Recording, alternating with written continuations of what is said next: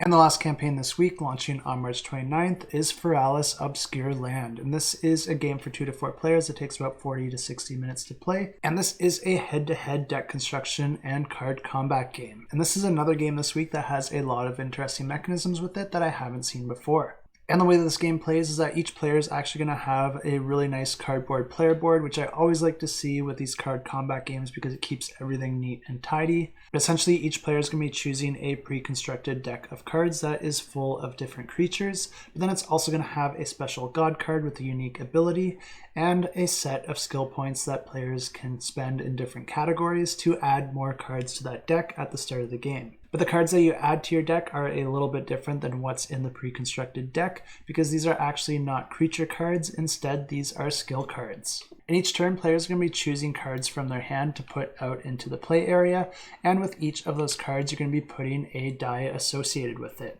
Your monster cards are initially only visible to you, while your skill cards are face up for all players to see.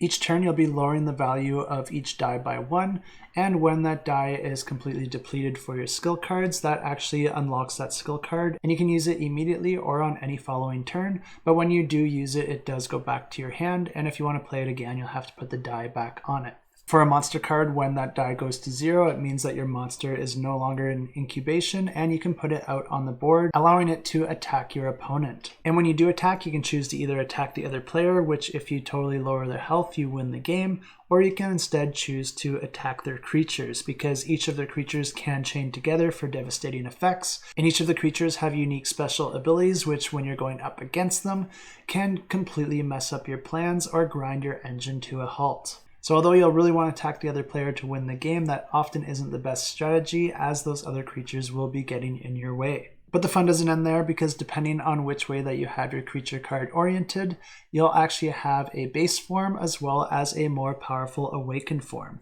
And the first time you put it out into play, it's going to be in its base form, but as soon as it's killed, it goes back into your hand. And the next time you incubate that card, it's going to be in its awakened form. If it is killed again, it goes into the graveyard and it is out of the game. Players' decisions will really matter in this game because there is a lot of agency and very little randomness.